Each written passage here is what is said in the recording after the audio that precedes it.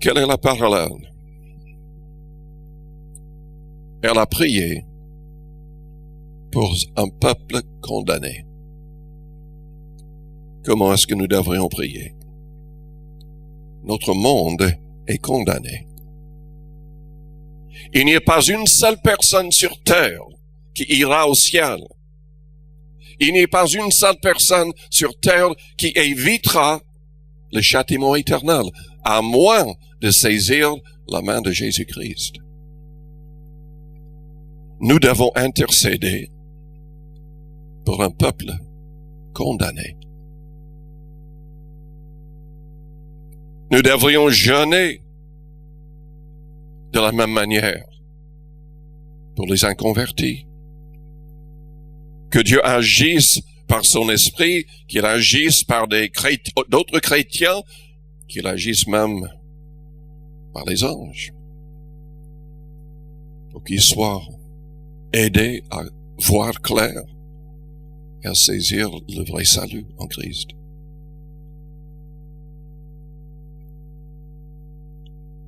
Selon l'Apocalypse 20, au verset 15, « Si son nom n'est pas écrit dans le livre de vie, on sera jeté dans les temps de feu, ce qui est la seconde mort. Pour que son nom soit écrit dans le livre de vie, tout homme doit croire en Christ et devenir un vrai disciple de Christ. Car la Bible dit dans Jean 3, au verset 36, « Celui qui ne croit pas au Fils ne verra point la vie, mais la colère de Dieu demeure sur lui. » Il y a une autre prière, quatrième prière, dans Jean 4, au verset 10. C'est la prière de la femme samaritaine.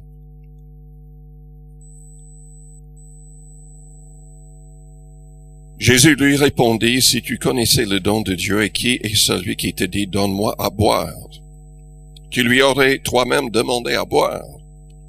Et il t'aurait donné de l'eau vive. » Seigneur lui dit, « La femme, tu n'as rien pour puiser, et le puits est profond.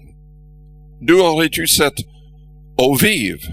Es-tu plus grand que notre père Jacob, qui nous a donné ce puits, qui en a bu lui-même, ainsi que ses fils et ses troupeaux? » Jésus lui répondit, « Quiconque boit de cette eau aura encore soif. Mais celui qui boira de l'eau que je lui donnerai n'aura jamais soif. Et l'eau que je lui donnerai deviendra en lui une source d'eau qui jaillira jusque dans la vie éternelle. »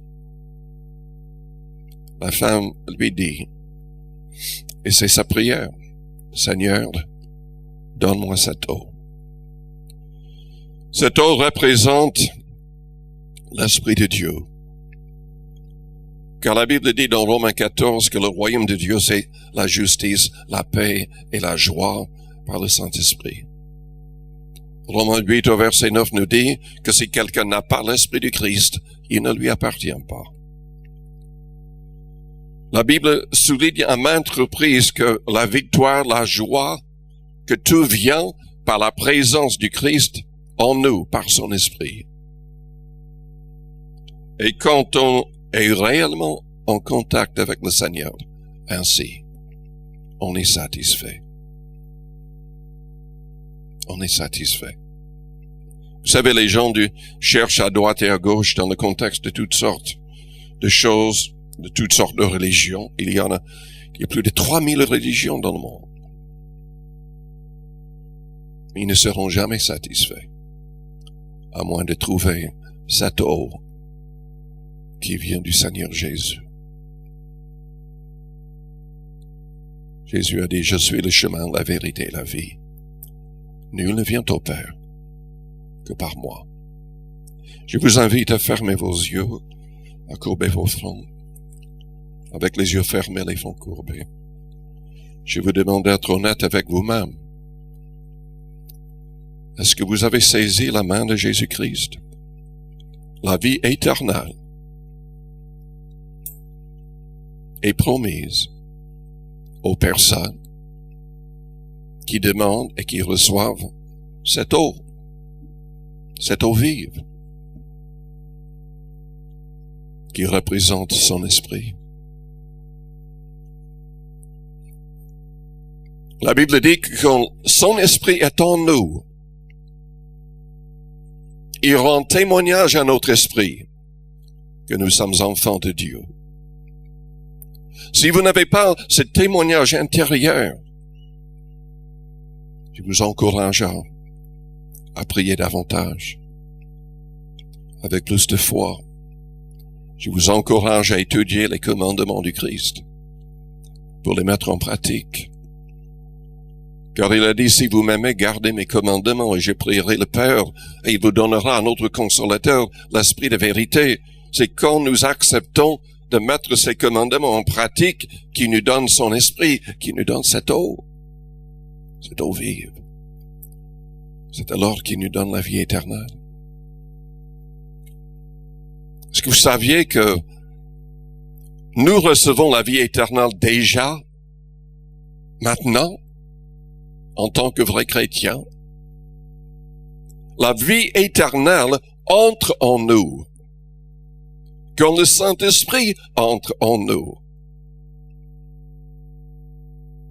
L'Esprit du Christ. Si vous êtes là ce soir et vous n'avez pas l'assurance de votre salut, vous n'avez pas sa présence en vous, mais vous voudriez l'avoir, et vous êtes prêt à renoncer à vous-même, vous êtes prêt à renoncer au péché, renoncer au monde avec sa convoitise et son orgueil.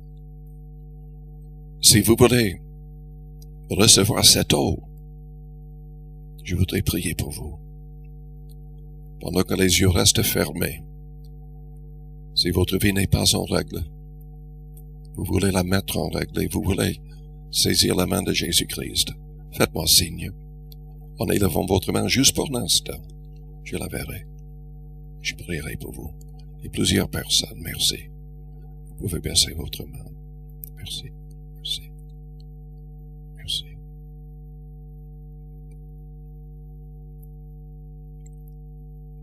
Je vous invite à répéter une prière après moi. Que toute personne dans la salle répète la prière pour aider les personnes qui viennent d'élever la main. Élevons nos mains vers le ciel aussi. C'est biblique, vous savez, de prier avec les mains élevées. Prenez l'habitude de le faire chez vous. C'est un signe de foi. Nous élevons nos mains comme pour recevoir. C'est un signe de soumission aussi. Avec vos yeux fermés, adressez-vous à Dieu. Avec les yeux de la foi, voyez-le. Et en répétant cette prière, que cette prière vienne de votre cœur. Père Céleste, j'ai besoin de toi. Je reconnais que je suis pécheur. Selon ta parole, tout homme est pécheur. Je te demande de me pardonner et de me purifier de toute iniquité. Je proclame ma foi en Jésus-Christ. Il est mort pour mes péchés. Il est mort à ma place. Il était innocent. Père, tu n'as pas épargné ton propre Fils, tu l'as livré pour nous tous. Et le troisième jour, tu l'as ressuscité pour notre justification.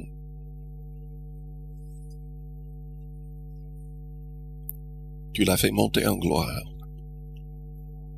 pour qu'il nous envoie l'Esprit Saint, cette eau vive. Éloignez de moi tout esprit mauvais et impur. Entre en moi par ton Esprit Saint. Rends-moi sensible à ta voix. Donne-moi la force d'abandonner toute habitude mauvaise. tout péché, toute rébellion, tout orgueil. Délivre-moi du mal.